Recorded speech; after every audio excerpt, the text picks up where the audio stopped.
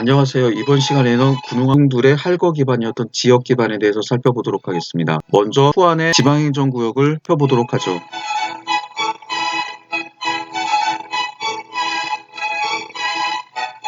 행정구역은 105개 군국과 1160개의 현급행정구역으로 구성이 되어 있습니다. 군급행정구역은 군과 속국 이 세 가지가 있습니다. 군에는 중앙정부에서 회수를 파견해서 통치하게 하는 지역입니다. 국은 황제들의 친척들을 왕에 공하게 되는데 왕이 다스리는 지역을 왕국, 줄여서 국이라고 합니다. 이 국에는 조정에서라는 관지 상이라는 를 파견합니다. 예를 조조가 제북상에 임명된 적이 있었죠. 여기 나오는 상이 바로 대북 왕국을 통치하는 재상이라고 하는 의미입니다. 원래 명칭은 승상이었으나 전환 경제시대 때 일어났던 5초7국의 난 때 명칭이 상으로 격화가 되었습니다. 둘 다 중앙정부에서 임명하기는 하지만 대우왕국을 통치하는 지방관입니다. 이와 별도로 주변에 이민족이 사는 행정구역에 설치된 것을 속국이라고 합니다. 이 속국에는 속국도의가 파견이 돼서 주로 흉노, 월지, 강, 저 이런 소수민족들을 칠하게 됩니다. 위라고 하는 명칭은 원래 무관직인데 되게 후한 시대에는 민족들을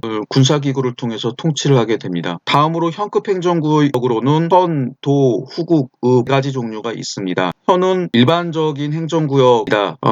중앙정부에서 지방관을 파견하는데 지방관에는 현령과 현장이 있습니다. 현령은 만호 이상의 현에 설치하는 지방관을 현령이라고 부르게 되고 만석 미만의 현에 파견이 되는 지방장관을 현장이라고 부르게 됩니다. 삼국지를 유심히 보시면은 현령과 현장이 따로 나눠져 있음을 알 수 있습니다. 그 밖에 도는 이민족이 사는 지역에 설치했던 행정구역입니다. 원래 지나라 서쪽에 있었던 서융이라고 불리던 이민족들을 정복한 다음에 도라고 하는 행정구역을 설치했는데 사실 현과 다른 차이점이 없습니다. 20세기 말에 중국 강소성에서 출토됐던 장가산항간을 보게 되면 역시 현과 도는 하나의 행정구역으로 칭해지게 되고 여러 법률을 살펴봐도 이 두 개가 다른 차이점은 없는데 한 가지 차이점은 중국인들이 사는 행정구역에는 현, 이민족이 사는 행정구역은 도라고 불렸다는 점입니다. 후국도 줄여서 국이라고 하는데 이것은 열후, 즉 후에 봉해진 사람들의 시급을 후국이라고 합니다. 원래 전환시대에는 이 후국은 거의 군급 행정구역이었으나 공식적으로 이제 전환 중기 이후에 현급 행정구역으로 간주가 됩니다. 읍은 황제나 황후, 공주들의 시급을 지칭합니다. 황제의 개인적인 비용을 공급하기 위한 시급을 탕목읍이라고 하는데 이런 황제의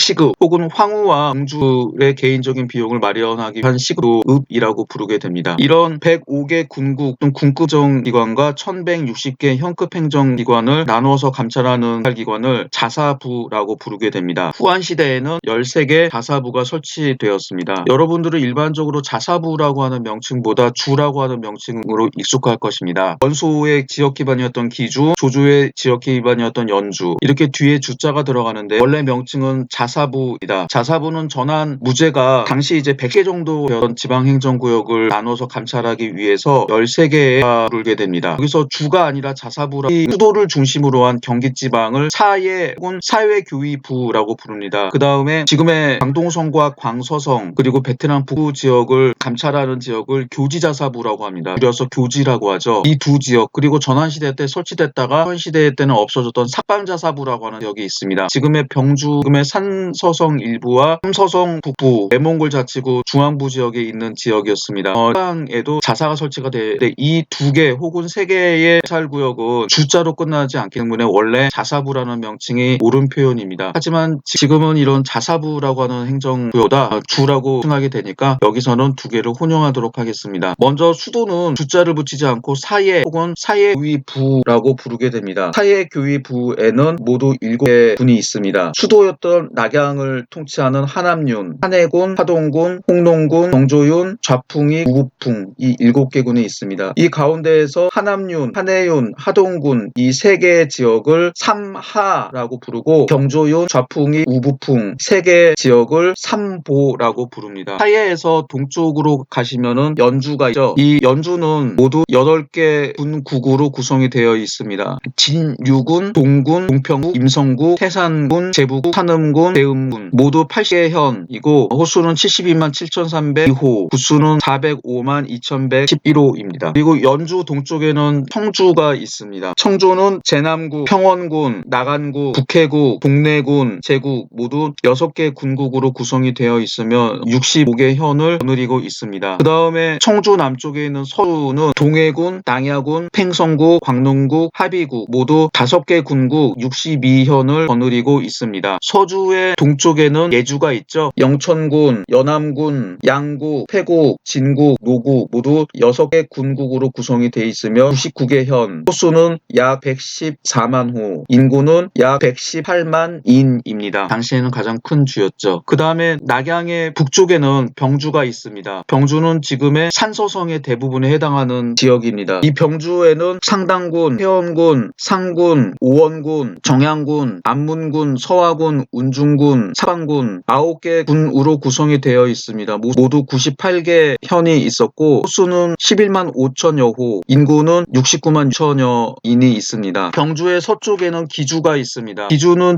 하남 하북성 남부와 산동성 북부 지역에 해당하는 지역입니다. 기주에는 위군, 거러군, 상산군, 중산국, 안평국, 하간국, 청하국, 발해군, 조국 9개 군국이 있고 100개의 현이 있습니다. 수는 90만 8천여 호이고 인구는 593만 여인입니다. 기주의 북쪽에는 유주가 있습니다. 지금의 중국의 수도인 북경과 그 주변에 있는 지역입니다. 현재의 북경시, 현진시, 하북성 북부, 그 다음에 요령성 일부 지역이 포함입니다. 이 유주에는 탁군, 광양군, 대군, 상곡군, 어양군, 우북평군, 요서군, 요동군, 요동소국, 현도군, 낙랑군 등 11개 군과 속국이 있습니다. 낙양과 사예교위부의 서쪽인 양주라고 하는 행정구역을 볼까요? 양주라고 하는 행정구역은 이름이 한 지역이 2개가 있습니다. 서선을 할 양자를 쓰는 지역의 양주인데 소설 삼국지에서는 서량이라고 하는 이름으로 더 익숙합니다. 대체로 지금의 감숙성에 해당하는 지역입니다.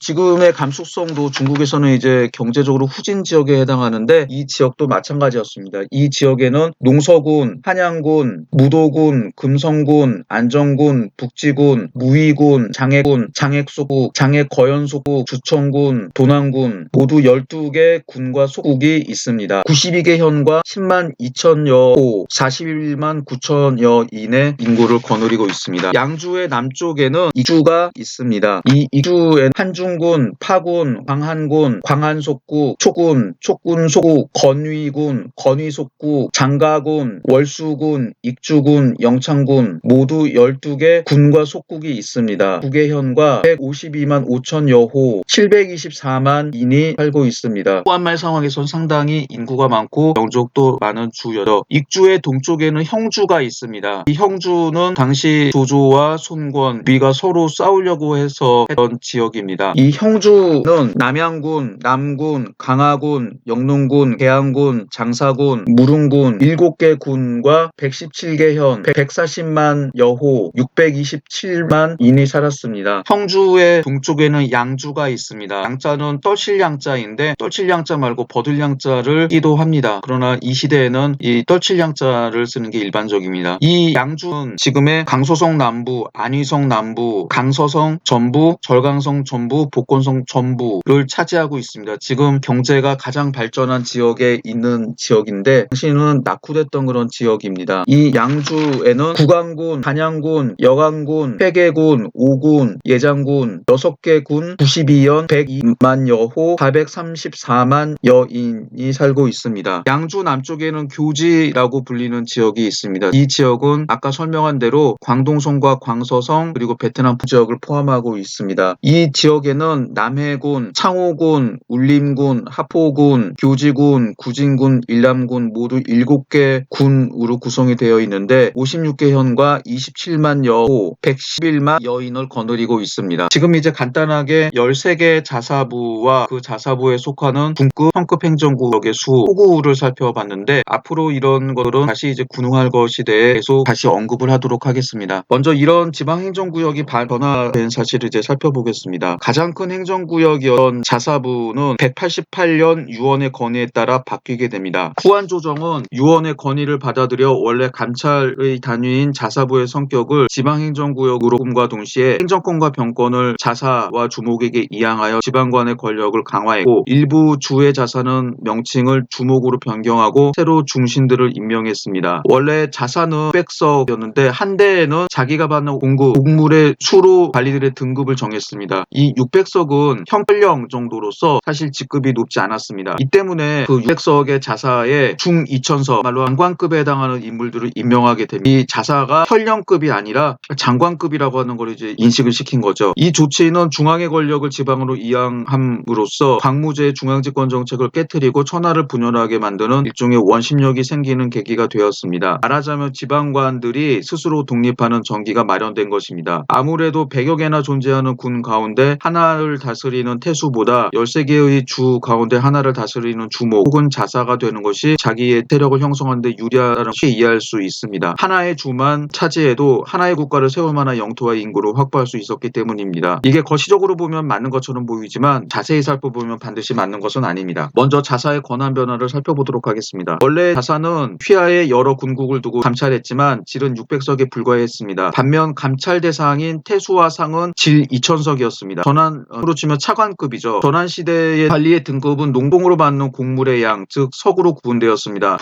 순서로 만석, 2000석, 1000석, 800석, 600석, 400석, 2000석 등이 존재했습니다. 그리고 각각은 다시 두세 개 등급으로 세분화되었습니다. 예를 들면 2000석은 중2000석, 2000석, 비2000석으로 나뉘었습니다. 이에 따르면 600석의 등급인 자사보다 2000석의 등급인 태수와 상의 등급이 훨씬 높았습니다. 이를테면 자사는 현령과 동급이었습니다. 자사의 권력 변화는 후한 시대에 나타났습니다. 자사들이 군대를 통솔하는 예가 없지 않았고 이미 자주 보였습니다. 그러다가 황건의 난 이후 주목과 자사들은 이제 공식적으로 군대를 지휘할 수 있게 되었고 민정과 재정까지 점차 장악했습니다. 그러나 주목 혹은 자사에 임명되었다고 모든 것이 해결됐던 것은 아니었습니다. 명제가 유언의 건의로 주목과 자사를 임명했지만 아직 각 지방관들 사이에는 상하관계가 확립되지 않았습니다. 게다가 주목과 자사, 태수와 현령은 관할 지역에서 인사권을 갖지 못했고 그 권한은 여전히 황제와 중앙의 조정에 있었습니다. 당장 주목과 자사는 9년에 태수나 현령을 임명할 권한을 가지지 못했고 따라서 태수나 현령의 입장에서는 조정에서 독립하려는 주목이나 자사의 말을 들을 이유가 없었습니다. 또 군이나 현의 군대를 징발하고 지휘하는 권한도 황제에게 있었습니다. 황제가 주목이나 자사, 태수에게 군대를 지휘하여 전쟁터에 나가라는 명령과 함께 옥새가 찍힌 문서와 동호부를 보내면 해당 지방관이나 무장이 명령에 따라서 군대를 움직였습니다. 동호부는 호랑이 모양으로 생긴 병부라서 불려진 명칭이며 절반으로 나누어서 절반은 황제가, 다른 절반은 지방관이나 해당 무장이 가지고 있었습니다. 군대 출동 명서와 함께 황제가 보낸 동호부와 지방관이나 무장이 지닌 동호부를 맞춰봐서 하나의 호랑이 모형임이 확인이 되면 그제서야 군대를 움직일 수 있었습니다. 아무리 황제의 옥서가 찍힌 명령서가 있어도 이 동호부가 없으면 혹은 두 종각이 정확히 들어맞지 않으면 군대를 출동시킬 수 없었습니다. 우리가 흔히 사용하는 부합하다라는 말은 여기에서 나왔습니다. 동호부라는 병부를 맞춰보니 일치한다라고 하는 뜻에서 사물이나 현상이 서로 들어맞는다는 뜻으로 사용되고 있습니다. 주목이나 자사는 군의 태수나 상, 현령과 현령장처럼 동호부의 절반을 가진 수동적인 존재지 태수나 현령에게 군사 동원 명령과 이를 증명할 수 있는 절반의 동호부를 가진 황제는 아니었습니다. 바꿔 말하면 주목이나 자사가 군사를 동원하라는 명령을 내려도 군태수나 현령이 거부하면 그만이었습니다. 또 당시 주목이나 자사가 지방재정을 관리했다는 기록이 없습니다. 후한 시대에 백성으로부터 직접 세금을 걷는 지방행정 단위는 현이었고 군은 현에서 거둔 세금을 모아 한 곳에 저장하거나 호적과 재정 관련 문서를 정리하고 관리하며 중앙정부에 보고하였습니다. 본래 자사는 군과 현이 제대로 세금을 거두었는지 혹은 척보까지 안 하는지 회계감사만 할 뿐 군과 현의 재정에 직접적으로 관여할 수 없었습니다. 현재 기록을 보면 주목과 자사가 군현의 재정을 관리했다는 기록은 없습니다. 주목과 자사는 활동비를 자신이 마련해야 했을 것입니다. 요컨대 상급 지방행정구의 장관은 조정의 명령을 받들고 권한을 위임받아 명령을 전달할 존재였지 하급 행정구역 관리들의 충성의 대상은 아니었습니다. 어떤 주의 주목이나 자사에 임명되었다고 해서 그 주의 군현 지방관이 주목이나 자사의 명령에 절대적으로 따른 것은 아니었습니다. 그래서 자사와 태수 사이에 일어난 싸움이 전쟁과 살인으로 확대된 예가 부지기수였습니다. 조정에서 독립한 군웅이 되려는 주목과 자사들은 태수나 현령들을 복종시키기 지키기 위해 이들을 압도하는 강력한 군사력과 인사권, 행정능력, 위험, 즉 카리스마 등이 필요했습니다. 이런 능력을 가져야 조정이 파견한 지방관들이 어떤 군웅에게 복종하는 부하로 바뀌게 됩니다. 그러나 원소와 유표, 유원 등을 제외하면 이런 권력을 가진 주목이나 자사는 적었습니다. 주목이나 자사에 임명이 되면 지방 군벌이 되기는 쉬웠지만 모두가 성공하지는 못했습니다. 우선 일부 인물들은 앞에서 제시한 능력을 가지지 못했습니다. 이보다 황당한 예는 하나의 주에 여러 명의 자사가 존재하였다는 점입니다. 예컨대 하북 패권을 두고 경쟁한 원소와 공손차는 성주에 자사를 파견했습니다. 원소는 그의 장남인 원담을 보냈고 공손차는 그의 부하인 전해를 청주자사로 파견했습니다. 한 주에 2명의 자사가 존재했습니다. 당연히 원담도 전해도 청주 전체를 지배하지 못했고 따라서 서로 일부 군현만 관할하면서 지배권 싸움을 벌였습니다. 게다가 북해상 공융이 유비의 추대 청주자사에 취임했으니 청주에는 3명의 자사가 존재하는 웃지 못할 일이 벌어졌습니다. 공손차는 한술 더 떠서 기주목 원소와 연주목 조조를 무시하고 다른 인물을 기주자사와 연주자사에 임명하기도 했습니다.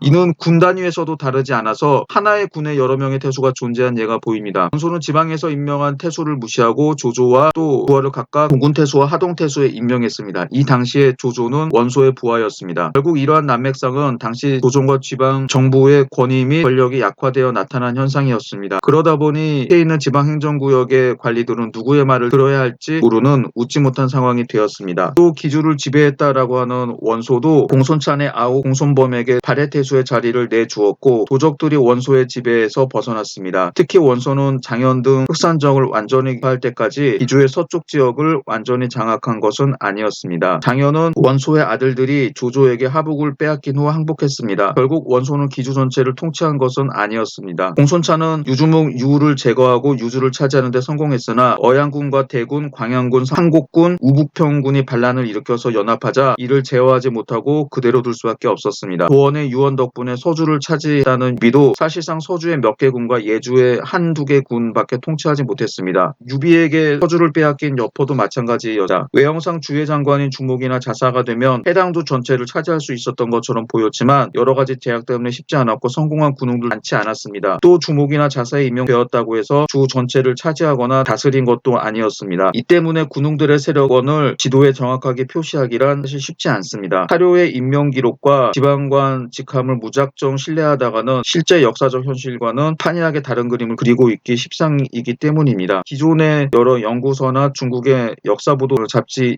나온 지도도 대충 두리뭉실하게 그렸습니다. 제가 이제 만든 지도도는 이러한 어려움을 해결하고 당시 상황에 맞춰서 그린 지도라고 할 수 있겠습니다. 이게 주에 비할 만큼 훌륭한 세력 기반은 아닐지라도 한 군도 군웅들의 충분한 세력 기반으로 삼을 만한 지역이었습니다. 전환시대의 연주에 속한 동군은 재정흑자로 1천만 전 이상의 재원이 쌓인 부유한 군이었고 후한 초기의 사예의 한해군도 1년에 400만 석의 전조 수입을 내는 군이었습니다. 후한 시대의 인구 100만 명 이상의 군국은 11개가 존재했습니다. 수도 낙양이 위치한 한암류는 제외하고도 말입니다. 이 중에서 인구 200만이 넘는 대군도 있었습니다. 바로 남양군 약 53호 244만 명과 연암군 약 40만 호 210만 명이었습니다. 이런 군이라면 군 하나만으로도 변방에 위치한 어지간한 주보다도 인구가 많았고 일개 주에 버금가는 지역 기반이 될 수 있었습니다. 원술과 장수가 바로 남양군에서 활동을 유비는 한때 연암군에서 암약했으며 조조에게 대항했습니다. 삼국지에서 모호하게 기술했지만 유비는 유표에게 투항한 후 남양군에서 활동했었던 것 같습니다. 원소가 동탁을 피해 도망갔다 태수로 임명된 발해군도 인구 100만 명이 넘는 대군이었습니다. 원소가 동탁토벌을 위해서 군대를 일으킨 것도 우연은 아니었죠. 다 인구와 병력수를 믿었기 때문입니다. 따라서 가사가 주를 제대로 장악하지 못한 경우 일부 태수와 상은 자신이 관할하는 군국의 경제력과 인구를 바탕으로 충분한 자신감을 갖고서 상관이 자사에게 맞설 수 있었습니다. 그뿐 아니라 주변 군국을 점령해 세력을 확장할 수 있었습니다. 조조는 동군 태수 자리를 차지한 후 연주자사 유대가 황건적과 싸우다 전사 한 틈을 타서 연주목에 취임했습니다. 동군에서 연주 전체로 무력으로 영토를 확장한 것은 아니었지만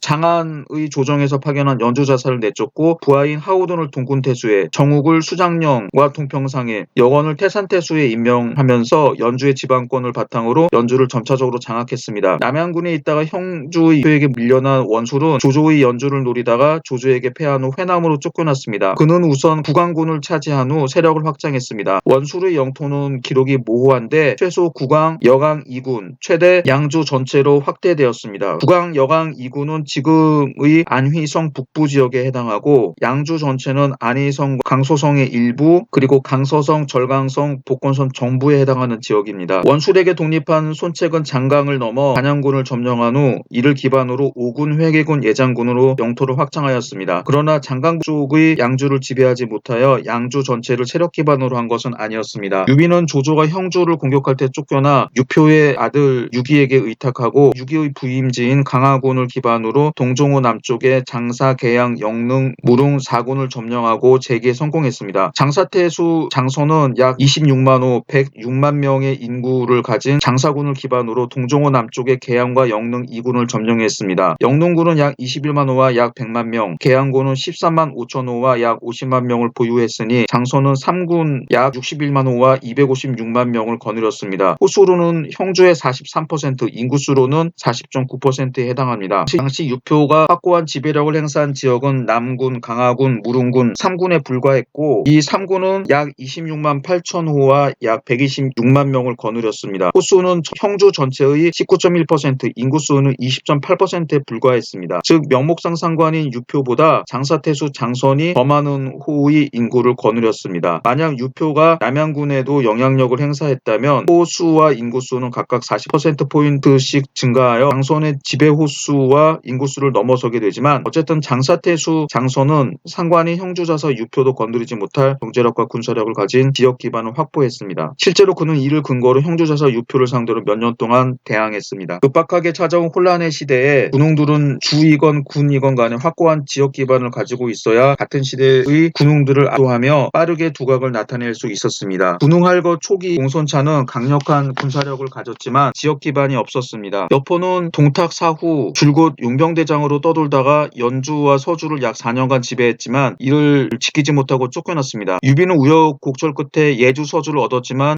여포에게 서주를 빼앗겼고 오랫동안 떠돌이 생활을 해야 됐습니다. 이 세 사람은 원소나 조조, 손책, 송권 형제에 비해 불리할 수밖에 없었습니다. 그러면 앞으로 군웅별로 군웅들이 차지했던 지역의 지역 기반을 살펴보도록 하겠습니다. 먼저 하북 지역입니다. 하북은 원소가 차지했던 지역입니다. 하북이라고 표현을 했지만 기주, 청주, 영주, 유주 4개 주에 해당합니다. 원소가 최대 이 4개의 주를 차지했다라고 하는 말이죠. 이 표는 후한시대 인구 통계 가운데서 원소가 지배한 4개 주의 통계를 따로 떼어내 정리한 표입니다. 다만 앞에서 말했듯이 기주와 유주의 여러 군이 원소의 지배밖에 있었으므로 실제 원소 시하의 호수와 인구는 제시된 수치 미만이었을 것입니다. 그리고 이 4개 주는 전란 때문에 인구가 격감한 주였기 때문에 실제로 원소가 장악을 했던 호구수와 차이가 있을 수 있습니다. 이 점을 양해해 주시고 보고 들으시면 됩니다. 통계에 따르면 이 주는 전국 호수의 10.7%, 인구의 12.4%를 차지하는 주였습니다. 당시 13개의 자사부가 있었으니 산술적으로 한 주가 차지하는 호수와 인구수의 평균 기대값은 7.7%입니다. 이를 감안하면 이 주는 평균을 상회하는 주였음을 알 수 있습니다. 하지만 청주와 병주, 유주 3개 주는 평균에 미달하는 주였습니다. 인구수로 보면 말이죠. 그리고 4주의 총 호수는 약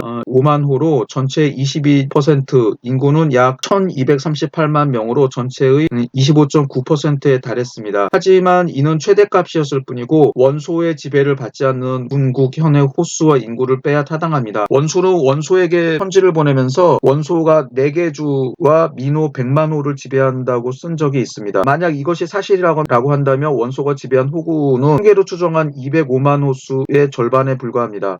그렇지만 설령 원소가 지배한 호구수가 100만 호라고 가정하더라도 후한의 인구 통계와 후한 말의 인구 통계 사이에 격변이 존재했고 특히 기준은 황건적인 안으로 극심한 인구 손실이 발생했던 주라는 점, 덧붙여 하북 4개 주의 일부가 원소의 지배에서 벗어났다는 점을 고려한다면 이 수치는 결코 무시할 만한 수치는 아니었습니다. 구글의 지형도로 보면 기주와 유주, 청주는 각각 서쪽과 북쪽, 남쪽 경계에 산지가 있었지만 대부분 평원 지역이었습니다. 농민들이 제대로 경작한다면 엄청난 수확량을 올릴 수 있는 농토가 많았습니다. 원소는 경제적으로 아주 중요한 지역을 차지한 것이었습니다. 나중에 조조가 화부국을 통일하고 나서 순후군 조조시아의 전체 인구가 전환과 후한 시대의 연암군 수준이라고 밝혔습니다. 연암군은 군은 전환과 후한시대 인구가 가장 많았던 군으로 후한시대 통계에 따르면 약 40만 호 210만 명의 인구를 가진 주였습니다. 순후의 기록에 따르면 화북 전체를 통일한 조조치하의 인구가 겨우 연안군의 전성기 때 인구에 불과했다는 뜻인데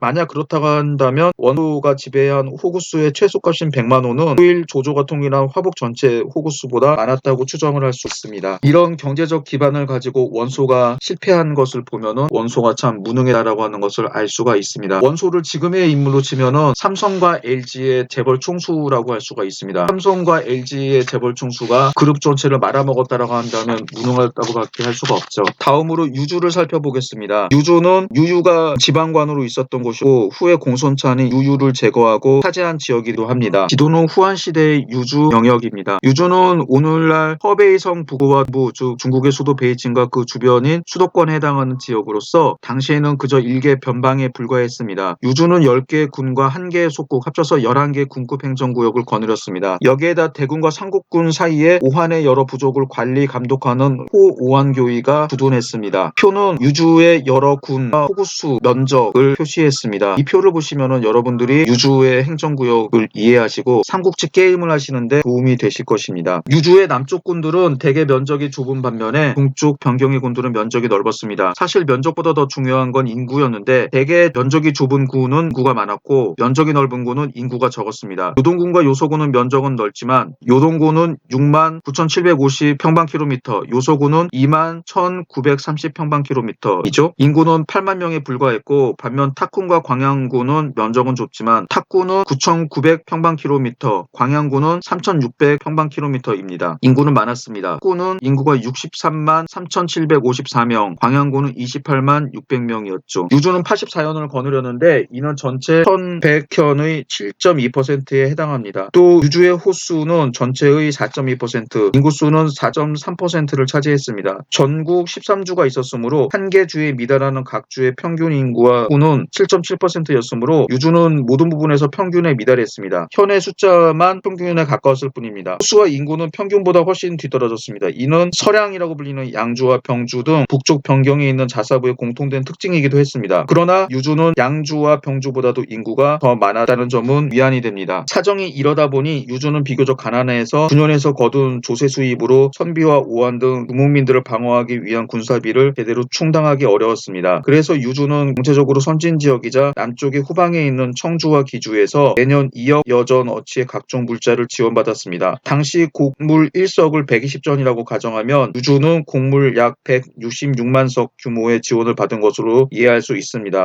또는 곡물 1석을 200전이라고 가정하면 약 100만 석에 해당하는 지원을 받고 있었습니다. 당시 성인 한 명이 1년에 18석의 곡물을 소비한다고 하니 이는 9만 1,529명 혹은 5만 5,556명의 1년 식량에 해당합니다. 후한서 오한 선비전에 따르면 후한 초인 59년 이후 선비인들이 후한에 귀부하면 요동군은 그 대가로 그들에게 상과 재물을 내렸습니다. 이때 비용은 요동군이 소속된 유주가 아닌 서주와 청주에서 객출했는데 약 2억 7천만 정 규모였습니다. 이런 경제적으로 낙후한 지역을 부유한 지역으로 바꿔놓은 이가 바로 유유였습니다. 소설 삼국지에서는 유우가 무능한 인물로 묘사되고 있지만 실질적으로 능력이 있던 인물이었습니다. 그리고 당시 동탁과 반동탁연합군이 싸우는 이런 와중에서 헌제와 후한 조정을 구할 수 있는 인물이었는데 결국 실패하게 됩니다. 유우의 실패는 결국 헌제와 후한 조정의 실패였고 군웅할거 기간이 좀 더 늘어나게 됐던 계기였습니다. 이 점은 나중에 구체적으로 살펴보도록 하겠습니다. 다음으로 연주입니다. 연주는 조조와 여포의 세력 기반이었던 지역입니다. 연주 지역은 지금의 한동성 서쪽 지역과 하남석의 동쪽 지역에 해당하는 지역입니다. 동쪽에는 태산이 있지만 태산을 제외한 대부분의 지역은 평야 지역이었고 지금도 이제 중용한 곡창 지역입니다. 연주는 북쪽으로 기주, 동북쪽에 청주, 동쪽과 서남쪽은 서주, 남쪽은 예주, 서쪽은 사회교입으로 둘러싸인 곳입니다. 즉 바다와 접한 지역이 없는 내륙이었습니다. 교통의 요지였지만 사방에서 공격을 받을 수 있는 지역이었죠. 이 표는 후한시대 연주에 속한 군국의 호수를 표로 정리한 것입니다. 연주의 치소는 한양군에 있는 창읍현이었고 모두 80개 현과 72만 7,302호, 405만 2,111명의 인구를 거느렸으며 면적은 5만 4,062 평방킬로미터입니다. 인구는 13개 주 가운데 6번째로 많았습니다. 연주의 인구 100만 이상의 군국은 없었지만 동평군과 임성국은 인구 밀도가 각각 제곱킬로미터당 146.5 1,005명과 184.4명에 달할 정도로 많았습니다. 후한 시대의 인구 밀도가 1제곱킬로미터당 100명을 넘는 군국은 8개에 불과했는데 그중 2개가 연주에 속해 있었습니다. 그 밖에 제북국은 1제곱킬로미터 1명, 계음군은 93.3명, 산양군은 83.3명이었습니다. 인구 밀도가 높은 군국이 5개나 되었습니다. 대체로 연주는 다른 주보다 면적은 적지만 인구 밀도가 높은 지역에 속했습니다. 연주 전체로는 1평방킬로미터당 약 75명입니다. 그러나 후한말 황건적의 난이 진압된 이후 황건잔당이 활동하고 여러 도적 집단들이 활개를 치며 노략질하고 사람들을 죽이고 물자를 약탈했던 지역이었기 때문에 연주가 이 인구수를 그대로 유지했다고 보기는 어렵습니다. 즉 조조가 정권을 잡았을 당시에는 인구가 상당히 감소한 상태였을 것입니다. 한편으로 영주는 황하하류에 위치했기 때문에 정치적 중심지인 낙양과 지리적으로 가깝다는 이점이 있었습니다. 반면 내륙이었기 때문에 사방으로 격으로 둘러싸일 가능성이 높았습니다. 연주는 이런 장점과 단점을 모두 가진 곳이었습니다. 연주를 차지한 조조는 기주와 청주의 원소, 서주의 도겸, 예주의 남부의 원술 등에 비해 삼면이 다른 군웅들로 포위된 상황이었습니다. 한편 도겸 이후 지배자가 자주 바뀐 서주 지역은 스스로를 지키기에 급급해서 연주를 공격할 필요가 없었습니다. 연주를 막 차지한 시점에서 조조주의 군웅들의 이와 같은 상황, 특히 그들이 동시에 연주를 공격할 가능성이 없다는 점은 조조에게는 다행이었습니다. 연주 동쪽의 청주 역시 원소의 아들 원담과 공손찬의 부하 전해가 싸우고 있는 상태라서 연주를 엿볼 수 없었습니다. 사면이 적들로 둘러싸여 있었지만 각각 연주를 볼 만큼 한가한 상황이 아니라는 게 조조에게는 큰 행운이었습니다. 다음으로 서주 지역입니다. 서주는 황건적을 평정한 도겸이 자리 잡은 후 호가 자리 잡은 곳입니다. 이곳은 오군과 함께 동초라고 불리던 지역이었습니다. 아래는 후한시대 서주에 속한 군국의 호수를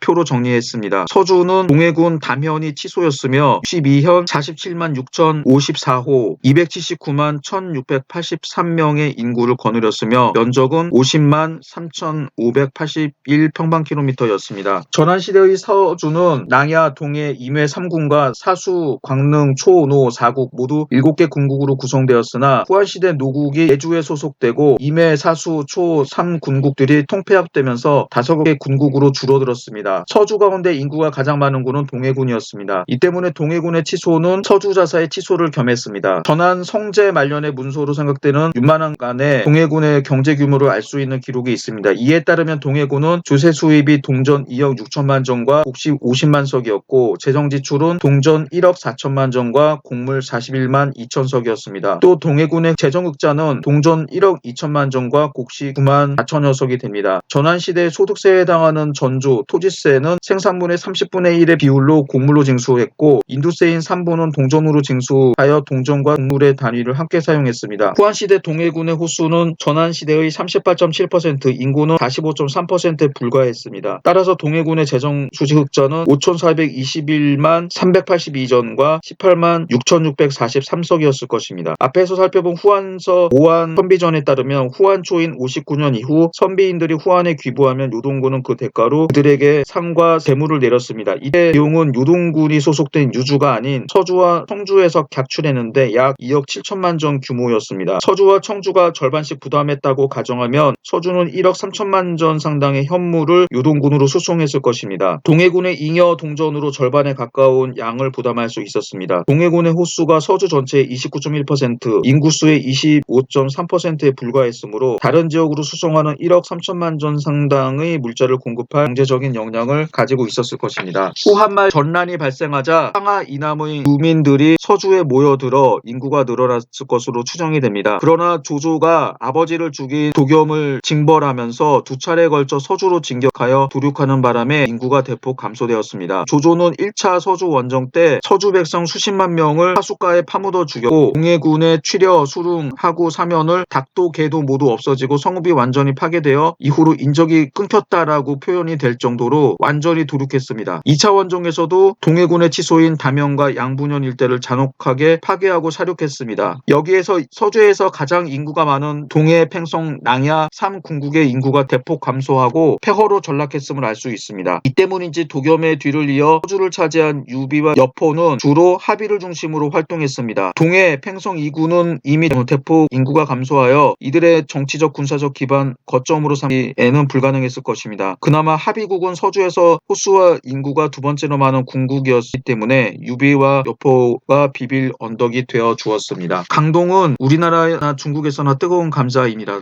현재 두 나라에서 강남은 경제 중심지이고 정치에도 큰 영향을 미치고 있습니다. 그런데 우리나라의 경우 강남이 오늘날처럼 발전한 것은 1970년대 박정희 정권의 강남 개발 이후이니 불과 40여 년에 걸쳐서 일어난 일이었습니다. 그 전까지 강남은 서울 바깥의 오지에 불과했습니다. 많은 어르신들이 강남에 있는 논밭이나 과수원을 사둘 걸 하는 푸념을 하고 있죠. 그때 샀었으면 10,000배 정도의 이익을 벌었을 것입니다. 중국의 경우에도 강남은 오랜 기간 동안 중원 바깥의 오지에 불과했습니다. 그러다가 강남은 중국의 경제와 문화의 중심지가 된 지 1000년이 넘었지만 사실 유구한 중국 역사에 비춰보면 그 기간은 짧았습니다. 말하자면 송건이 오나라를 세우던 시절에 강남은 아직 중원 사람들에겐 오지로 여겨졌던 땅이었습니다. 전원과 후한시대 광동은 양주에 속했습니다. 양주는 회수 이남부터 장강 하류에 걸친 지역으로 춘추전국시대 오나라와 월나라의 영역과 대체로 일치합니다. 무엇보다 장강이 북쪽과 남쪽에 걸쳐 있음을 눈여겨볼 필요가 있습니다. 아래 지도는 후한시대 양주 지도입니다. 후한시대 양주에 많은 변화가 생겼습니다. 전한시대의 유관국이 여관군에 통합되었고 후한 순제 때인 129년에는 5군이 3개군에서 분할되어 새로 설치되었습니다. 이 표는 양주 지역 6개군의 포구와 면적을 다룬 표입니다. 양주의 치소는 구강군 역양현이었고 92현, 육군 92현을 거느렸으며 호수는 102만 1096호, 인구는 433만 8538명이었으며 인구는 41만 9305만 평방킬로미터였습니다. 한반도의 2배 정도 되는 면적이었군요. 후한시대 양주의 전체 인구는 약 434만 명이었습니다. 여러 주 가운데 인구가 적은 편에 속했습니다. 장강 이북의 구강군과 여관군 2군의 호수는 약 19만 호, 인구는 86만 명이었습니다. 장강 이남 4군의 호구는 약 83만 호, 인구는 348만 명이었습니다. 양자의 호구수 비율은 1대 4.4, 인구수 비율은 1대 4.1입니다. 다시 말해 장강 남쪽의 인구가 4배 더 많았고 그만큼 인구 밀집 지역이었음을 알 수 있습니다. 이 가운데 강남에 해당하는 단양군과 5군, 회계군 3군의 호수는 42만 호, 인구는 181만 명으로 양주 전체의 41.5%와 41.8%를 차지했습니다. 바로 이 3군이 손책의 주요 지역 기반이었습니다. 전체적으로 전원과 후한시대의 양주의 군 개수는 변동이 없었습니다. 그러나 장강 이북과 이남의 군의 군수의 비율은 전한시대 3대3에서 후한시대 2대4로 바뀌었습니다. 장강 이북에서 군 하나가 없어지고 이남 지역에 군 하나가 새로 설치된 것입니다. 왜 그렇게 되었을까요? 이 문제를 아래에서 살펴보도록 하겠습니다. 전화무제 시대 역사학자 사마천은 사기에서 장강 이남은 땅은 많으나 인구가 적고 쌀밥과 생선국을 먹으며 과일과 수산물이 풍족한 지역이었다고 기록했습니다. 그러나 먹거리가 풍부하고 사람들이 기근을 대비해서 저축하지 않았기 때문에 아주 빈곤한 사람과 아주 부자도 없는 사람이 없는 평균적인 경제력을 가진 사람들이 사는 곳이라고 했습니다. 어떻게 보면 살기 좋은 지역처럼 보이지만 기록에 따르면 이 지역은 하경순우라 하여 추수하고 남은 작물을 불태우고 물을 대어 농사를 짓는 원시적인 농업이 존재하던 지역이었습니다. 또 전환과 후한시대 장강 이남에는 철관이 한 곳에 불과했습니다. 철관이 있어야 철제 농기구나 무기를 만들 수 있었으므로 당시 첨단 농법으로 각광을 받던 철제 농기구를 이용한 심경은 불가능했다는 뜻입니다. 또 제철소가 정군이 무기를 만들기 불편했으므로 반란을 일으키기 어려운 상황이었을 것입니다. 이처럼 전환과 후한시대의 장강유역을 납부된 지역으로 방치한 것은 아마도 춘추전국 시대의 이 지역을 지배한 초나라 또는 오나라 월나라를 의식한 조치였을지도 모릅니다. 초나라처럼 장강유역을 지배하는 강한 세력이 출현하는 것을 막기 위해 굳이 열성적으로 이 지역에 개발할 필요가 없었습니다. 그럼에도 불구하고 이 지역에는 인구 변화가 보입니다. 이 지도를 보시면 황하 유역에는 기주를 제외한 나머지 주들이 전한시대보다 후한시대의 인구가 감소했습니다. 회수유역의 서주와 예주도 인구가 감소했음을 알 수 있습니다. 반면 장강의 상류에 해당한 익주, 중류에 해당한 형주, 하류에 해당한 양주는 인구가 증가했습니다. 익주는 약 59%, 형주는 74%, 양주는 44% 증가했습니다. 강남을 포함한 양주는 형주와 익주보다 인구 증가율이 뒤졌고 두 주보다 인구가 적었습니다. 이 지도는 전환과 후한시대 장강 이남의 군별 인구 변화도입니다. 양양의 단양구는 인구가 56%포인트, 회계군은 18.2%포인트, 예장구는 66.9%포인트 증가했습니다. 반면 형주의 장사구는 인구가 349%포인트, 계양구는 221%포인트, 영릉구는 621%포인트로 대폭 증가했고 무릉군만 35%포인트로 상대적으로 소폭 증가했습니다. 두 지도를 비교하면 장강 하류에 해당하는 강남의 인구 증가율이 장강 중류의 형주보다 적었습니다. 경제력이 노동력이 비례했던 당시 시대상을 감안하면 강남이 형주보다 경제적으로 낙후되었다고 이해할 수 있습니다. 어쨌든 전한시대와 후한시대의 인구를 비교하면 장강 중하류를 막론하고 해당 지역은 인구가 증가하는 추세였습니다. 신나라가 망하고 여러 나라에서 반란이 일어나 후한이 후한이 통일되기까지 수십 년 동안 황하 유역의 사람들이 장강 유역으로 이주한 것이 중요한 원인이었습니다. 후한서 등의 열전을 보면 이를 뒷받침할 기록이 보입니다. 그 외에도 중국사를 보면 신나라와 후한 교체기, 후한말과 삼국시대, 16국, 황소의 난과 번진할거, 북송의 멸망과 금의 지배, 이를 정강의 변이라고 합니다. 등 내란과 이민족의 침입으로 국방이 정치 군사적으로 혼란스러워지게 되면 황하 유역의 사람들은 대규모로 장강 이남으로 피난했습니다. 신나라와 후한 시대에도 이러한 현상이 발생했습니다. 장강 이남의 인구가 증가했다고 해서 이곳이 대대적으로 개발되거나 갑자기 경제적으로 선진 지역이 된 것은 아니었습니다. 그러나 후한말 황건정의 난과 군웅할거 시기를 거치는 동안에도 사람들은 끊임없이 장강 연안으로 이주했을 것이고 그 때문에 장강 유역은 인구가 더욱 늘어났을 것입니다. 이는 강남의 손책 형제, 형주의 유표부자, 익주의 유원부자가 근거지에서 경제력과 군사력을 확보하는 기반이 되었을 것입니다. 형주는 유표와 유비가 세력 기반으로 삼았던 지역입니다. 후한의 형주는 해이성과 후난성 전체 그리고 허난성 남부, 구이저우성 동부, 광둥성과 광시성 북부에 해당합니다. 초추전국 시대 남방의 강국인 초나라의 발상지이자 근거지였기 때문에 형주의 형자와 초나라의 초자를 합쳐서 형초라고도 불립니다. 지도는 후한시대 형주 지도입니다. 후한시대 형주에는 7개 군이 있었습니다. 형주의 가운데에 있는 동정우를 중심으로 그 북쪽에는 남양군, 남군, 강하군이 있었고 남쪽에는 장사군, 영농군, 계양군이 있었습니다. 무릉군은 그 가운데에 위치했습니다. 이 때문인지 형주자세의 치소는 무릉군의 치소인 임원현 동쪽에 위치한 한수현이었습니다. 나중에 유표는 남군 북쪽에 위치한 양양군에 주둔하면서 형주의 치소를 이곳으로 옮겼습니다. 또는 후한시대의 형주 통계입니다. 형주의 치소는 무릉군의 한수현이었고 7개 군과 117현, 139만 9,394호와 62만 6,592명의 인구를 가졌으며 면적은 50만 3,581만 평방킬로미터였습니다. 한반도의 2.5배의 면적이죠. 후한시대의 형주는 7군 117현으로 이루어졌습니다. 형주의 군 가운데 면적이 가장 작은 남양군이 인구가 가장 많았습니다. 남양군은 4만 9,958만 평방킬로미터지만 인구수는 52만 8,551호, 인구는 243만 9,616명이었습니다. 남양군은 후한시대의 형주뿐만 아니라 전국을 통틀어서 인구가 가장 많은 군이었습니다. 전한시대의 역사서인 사기와 한서에 따르면 남양군의 지소 완현은 서쪽으로 관중의 관문인 무관으로 이어지고 동쪽으로는 강강 및 회수 일대와 통하는 교통의 요지로서 교역이 활발한 상업도시였습니다. 완현의 경제적 번영은 후한시대에도 지속되었을 것입니다. 남양군과 남군 일대에는 평지가 많았습니다. 위에 형주 지형도를 보시면 잘 아실 수가 있죠. 따라서 개간된 농지가 많았고 그만큼 농경에 종사하는 사람들이 많이 모여 살았을 것으로 추정할 수 있습니다. 그런데 산지가 많았던 장사군과 영농군도 인구가 100만을 넘을 정도로 많았습니다. 장사군은 형주에서 두 번째, 영농군은 세 번째로 인구가 많은 군이었습니다. 반면 평지가 많은 남군은 형주 7군 가운데 네 번째로 인구가 많았습니다. 전한시대에도 형주에서 두 번째로 인구가 많았습니다. 장사군은 가운데를 흐르는 상수를 중심으로 어느 정도 평지가 넓게 분포하여 인구가 많은 이유를 짐작할 수 있지만 영농군은 그렇지 않고 상지가 많은 땅이었기 때문에 지형에만 의존해서는 인구가 많은 이유를 파악하기는 어렵습니다. 이 지도는 동정호 남쪽 4군의 인구 변화입니다. 전한시대만 하더라도 인구가 적었던 장사군, 영릉군, 계양군, 무릉군은 후한시대가 되면 인구가 급증했습니다. 전한시대 인구를 1이라고 하면 후한시대의 영릉군은 7.2배, 장사군은 4.5배, 계양군은 3.2배, 무릉군은 1.3배로 늘어났습니다. 신나라와 후한 쪽의 동남기의 중원의 많은 사람들은 장강 이남으로 이주했습니다. 학자들은 이것이 4군의 인구가 증가한 가장 큰 원인이라고 추정합니다. 이 밖에 수리시설이 확충되면서 경작지가 증가했고 그에 따라 부양 가능한 인구가 증가했을 것입니다. 그러나 이러한 인구 동향은 후한말 혼란한 시기가 도래하기 이전의 일입니다. 후한말의 상황과 완전히 같다고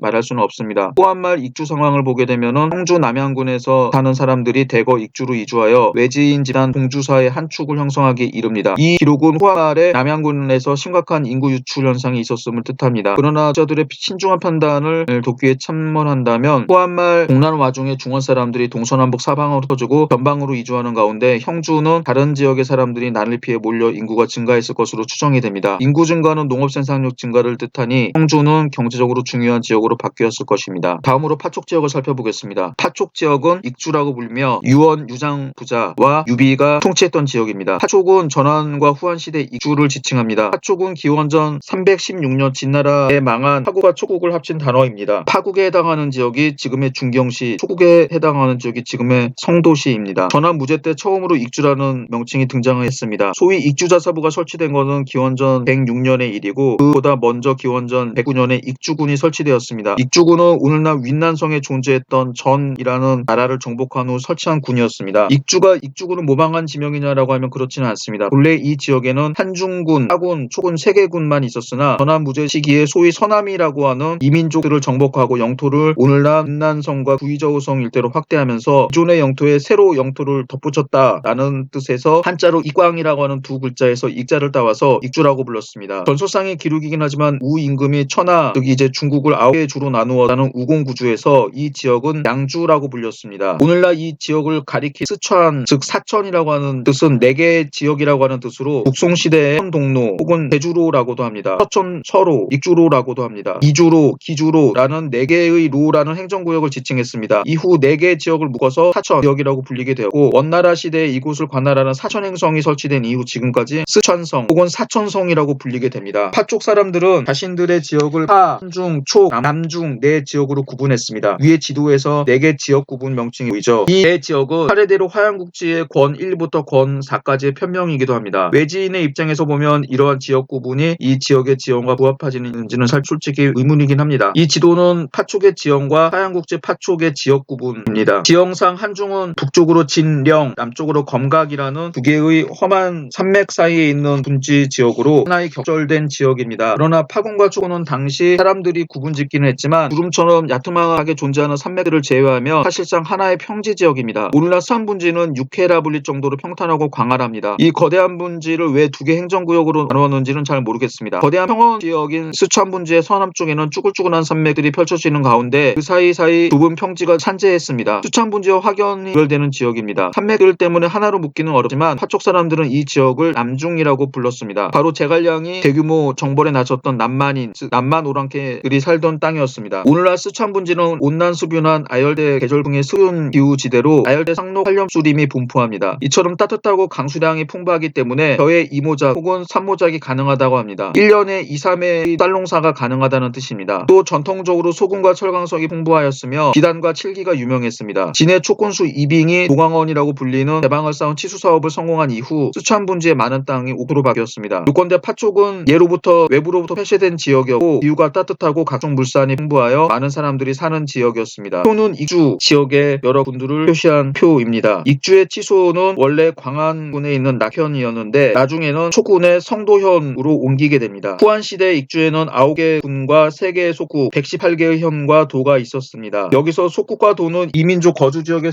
행정조직으로 속국은 군급, 도는 현급 행정조직이었습니다. 익주의 군 가운데 호수와 인구수가 가장 많은 군은 남쪽 변방의 영창군이었습니다. 그리고 촉군과 하군이 인구 100만 명 이상으로 그 뒤를 이었고 한중군의 경우 전환시대와 비교하여 후한시대에는 인구가 감소했고 반면 남방의 여러 군은 인구가 증가했습니다. 전환시대의 익주는 호수 약 102만 호의 인구 478만 명으로 전국 대비 호수와 인구수가 각각 8.3%를 차지했습니다. 후한시대의 익주는 호수 약 153만 호의 인구 약 724만 호를 점하여 전체 호수의 16.3%와 인구의 15.1%를 차지했습니다. 후한시대에 들어 익주의 호수와 인구가 크게 증가했음을 알 수 있습니다. 참고로 이 익주의 면적은 110만 3,950평방킬로미터입니다. 한반도의 5배가 넘는 지역이죠. 배송지주에서 인용한 구주춘추를 보면 방통이 유비에게 당시 익주의 호구가 약 100만 호라고 말하는 장면이 나옵니다. 이것이 아마 당시 사람들이 생각한 익주의 호구수일 것입니다. 이는 후한말의 호구수보다 적어졌지만 뒤에서 설명하는 것처럼 판건저 마상의 봉기, 토착인과 외국인 사이의 내전이 인구 감소에 영향을 주지 않았음을 보여줍니다. 요컨대 익주는 인구가 많고 인구에 비례하여 경제력이 뒷받침되는 지역이었음을 수치로 확인할 수 있습니다. 야심이 없는 사람에게 파촉은 외부와의 교통로를 차단하는 왕으로 군림하기 딱 좋은 지역이었습니다. 후한말 군웅들 가운데 야심이 없다는 이미지를 지닌 유효가 이 지역을 차지했다면 아주 적당했을 것입니다. 그런데 후한말 파촉의 지배자로 떠오른 유언과 유비는 이 지역만으로 만족하지 못하고 천하를 제패하려고 하는 야심을 가진 인물이었습니다. 그러나 두 사람 모두 험한 파촉이라는 제약을 이겨내지는 못했습니다. 애초부터 지역을 잘못 차지한 것입니다. 파촉은 원래부터 인구 밀집 지역은 아니었습니다. 진나라의 지배를 받기 시작한 기원전 316년 이후 관중 및 기타 지역에서는 많은 사람들이 이 지역으로 강제 이주되었습니다. 또 후한말 이후 중원의 정치적 사회적 혼란을 틈타 중원 각지에서 파촉으로 들어온 사람들의 수가 많았습니다. 이처럼 외지인들이 파촉으로 이주하면서 인구가 증가하고 경제가 발전했습니다. 그런데 한편으로